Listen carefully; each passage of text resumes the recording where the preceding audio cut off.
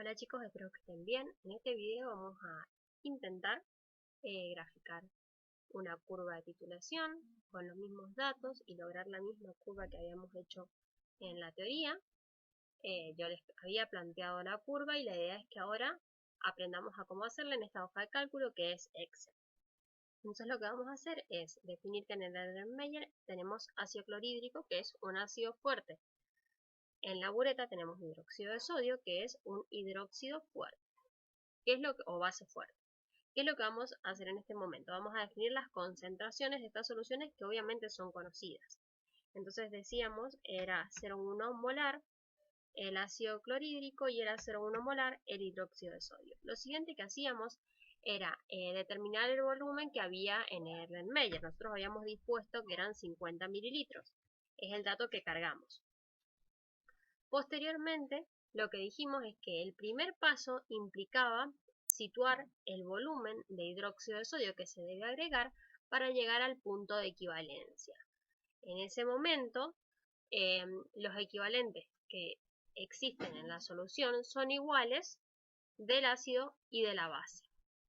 A eso le denominamos punto de equivalencia. Entonces, lo que vamos a hacer es calcular ese volumen. Si ustedes notan, yo he colocado acá la ecuación que nos ayudaba a hacerlo y lo que debemos realizar es un cargado simple de la ecuación que se muestra acá en rosado. Entonces lo que hacemos es colocarnos acá en el volumen de hidróxido a determinar y vamos a colocar igual, vamos a dirigirnos a la concentración del ácido que está en esta celda, la seleccionamos, lo debemos multiplicar por el volumen del ácido y lo debemos dividir por la concentración del hidróxido. De ese modo vamos a determinar el volumen necesario de hidróxido de sodio para llegar al punto de equivalencia. Como pueden ver, ahí lo hemos logrado, ¿sí? Y lo que hacemos posteriormente es definir algunos volúmenes, ¿sí? Vamos a dejar para dentro de un ratito lo que implica el cálculo de los iones hidróneos y el pH.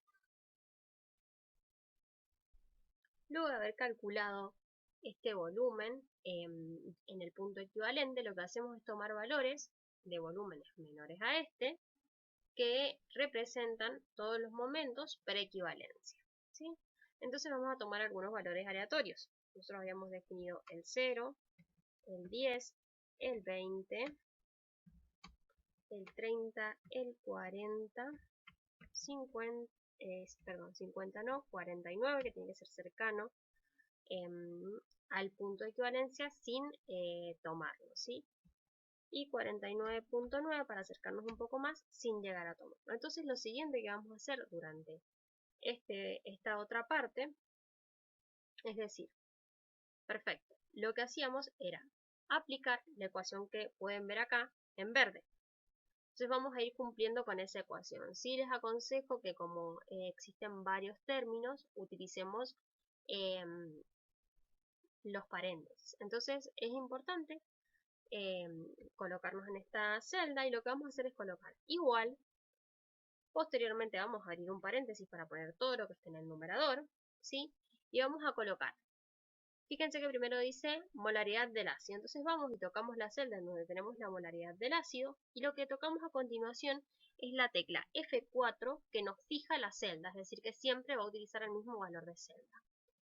Lo que tenemos que hacer luego, según lo que nos indica la ecuación, es multiplicar por el volumen del ácido, que el volumen del ácido no va a variar nunca, porque es lo que está en el Erlenmeyer. Por lo tanto, también podemos fijarlo con la tecla F4.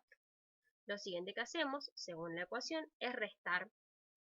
Ahora vamos a ir en busca de la concentración de la base, que también es constante, por lo que la podemos fijar con la tecla F4, y multiplicamos por el volumen de la base, que en este caso sería este 0, y ese no le colocamos el F4 porque va a ser variable, nosotros ya definimos los valores por los que va a ir pasando.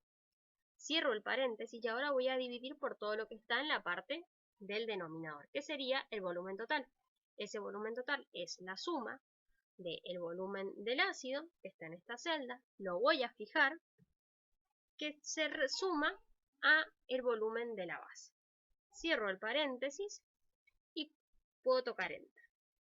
De esa forma yo puedo conseguir la concentración de oxidrilos que hay en todos estos puntos.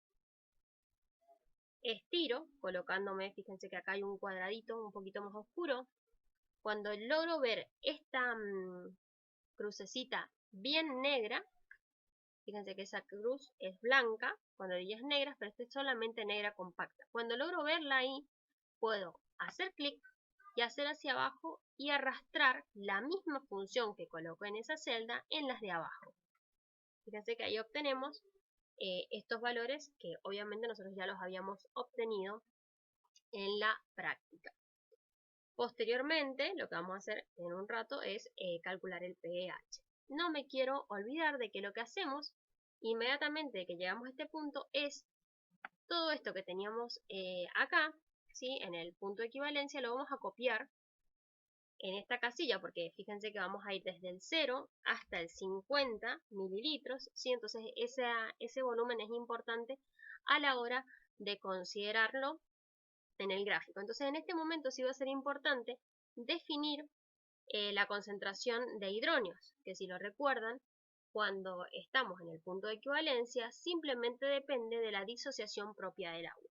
Entonces en este caso los hidronios van a ser 10 a la menos 7, ¿sí? Esa va a ser la concentración molar de los hidronios. Entonces, ¿cómo colocamos ese número? Para colocar este número, yo les aconsejo que por ahora utilizamos igual, coloquemos la palabra potencia, luego abramos un paréntesis y ahí nos dice qué es lo que tenemos que poner. Primero tenemos que poner el número, en este caso dijimos que es 10.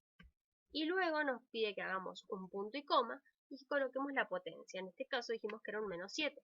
En ese momento nosotros ya vamos a obtener ese valor que necesitábamos. ¿Qué es importante reconocer de la parte de preequivalencia? Es importante darse cuenta que la concentración que nosotros calculamos es justamente la que equivale a todo el ácido que no ha sido neutralizado. Por eso sí calculamos la concentración de hidronios. Bastante diferente a lo que sucede en la parte de postequivalencia, en donde ya se tituló todo el ácido disponible y aquello que nos demuestra un pH es el exceso de hidróxido. Por lo tanto, lo que podemos llegar a calcular en la parte de postequivalencia es una concentración de oxidrilos.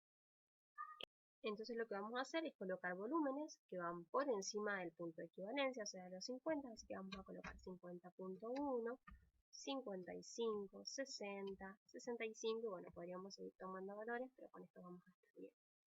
Lo siguiente que hacemos es colocarnos bajo la columna de concentración de oxidrilos y vamos a plasmar la ecuación que está en amarillo que nos permite calcular la concentración de oxidrilos en la etapa de postequivalencia. Entonces colocamos paréntesis, vamos en busca de la molaridad de la base, que es esta, está fija, así que ponemos este 4, se debe multiplicar por el volumen del hidróxido, que en este caso es 50.1, ese valor es variable, así que no tocamos este 4.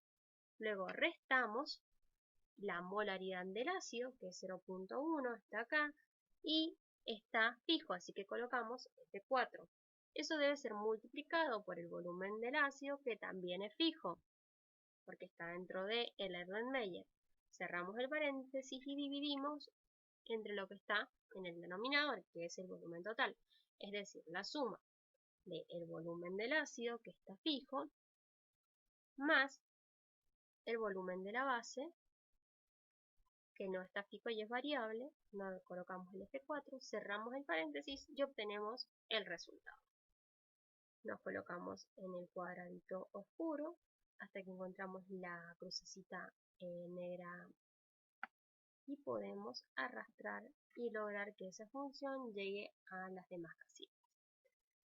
Entonces ahora lo que debemos hacer es calcular el pH. ¿Por qué? Porque en la curva de valoración básicamente lo que hacemos es colocar en el eje de las abscisas valores variables de hidróxido de sodio, que eso nos permite que el pH vaya variando. Entonces ese pH es lo que va a estar colocado en el eje de las ordenadas. En la primera parte lo que hacemos es situarnos en el pH, en la columna de pH y cargar acá la función de pH, que es igual a menos logaritmo de la columna que vayamos a usar. Ahí tengo un error, hay que poner paréntesis, tocamos la celda, cerramos paréntesis y ahí colocamos igual. De ese modo nos queda definido el valor. Con esa misma ecuación podemos llegar hasta el punto de equivalencia, ¿sí? Porque hasta ese punto de equivalencia nosotros sí tenemos datos de hidronios. Estiramos y logramos que la planilla de cálculo nos realice todos los cálculos. ¿Qué pasa en esta segunda, en la parte de postequivalencia? Lo que nosotros sabemos son concentraciones de oxidrilo, no de ion hidronio. Por lo tanto, lo que podemos llegar a calcular es el pOH. Es decir, que para calcular en sí el pH lo que debemos hacer es poner igual 14, ¿sí? Y a ese 14 le restamos el valor que vamos a calcular ahora de pOH, que es menos logaritmo, colocamos paréntesis y tomamos la celda que corresponde. Me faltó un paréntesis, me dice la planilla, coloco el paréntesis y puedo dar enter. Encontré el valor y puedo arrastrarlo y obtener los demás valores. ¿Qué es importante? Que ahora con estos valores nosotros podemos realizar el gráfico. Una vez que ya llegamos a este punto, fíjense que los valores de pH están con bastantes decimales, eso lo podemos modificar, podemos ir al inicio, y acá en estos cuadritos de acá que estoy marcando nos dan las opciones de aumentar los decimales o disminuirlos, entonces lo vamos a disminuir, primero disminuir al máximo, voy a dejarlo solamente con 2 decimales. Bien, lo que vamos a hacer a continuación es seleccionar los datos que nos van a llevar a insertar el gráfico. Entonces, lo que vamos a hacer es movernos a la parte de insertar.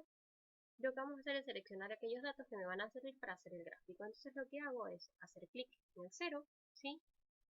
Desde ahí me voy a deslizar hacia abajo, seleccionando todo lo que voy a utilizar. Voy a tocar control para seleccionar la siguiente columna, que implica seleccionar todo lo que está acá en pH. Lo siguiente que hago es irme hasta acá. Ustedes pueden ver que puedo ver varios gráficos, dentro de ellos están los recomendados. Depende un poco de la versión que tengan de Excel. Pero este me da la posibilidad de hacer un gráfico de dispersión. Vamos a colocar en este caso simplemente este que nos da la posibilidad de hacer como lo suaviza, digamos, de alguna forma el gráfico. Así que lo vamos a cliquear y fíjense cómo automáticamente nos larga una curva bastante similar a la que podemos encontrar en las bibliografías. Bien, fíjense que en este caso nosotros ya tenemos nuestro gráfico, ¿sí?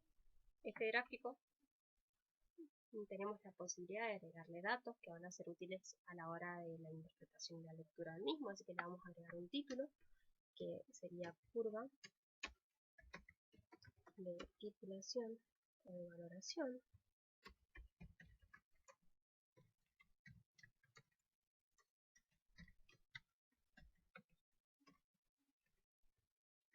Ácido base, bueno, ácido fuerte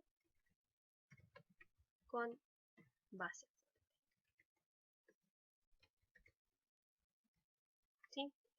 Lo siguiente que hacemos es ir a la parte que tenemos acá en la esquinita y ponemos a agregar más elementos al gráfico, porque es importante que en el eje de las abscisas coloquemos que es lo que estamos midiendo. En este caso estamos midiendo volumen de hidróxido de sodio y lo estamos midiendo en mililitros. Vamos a ir ahora a agregar el título del eje que está aquí, que es el pH.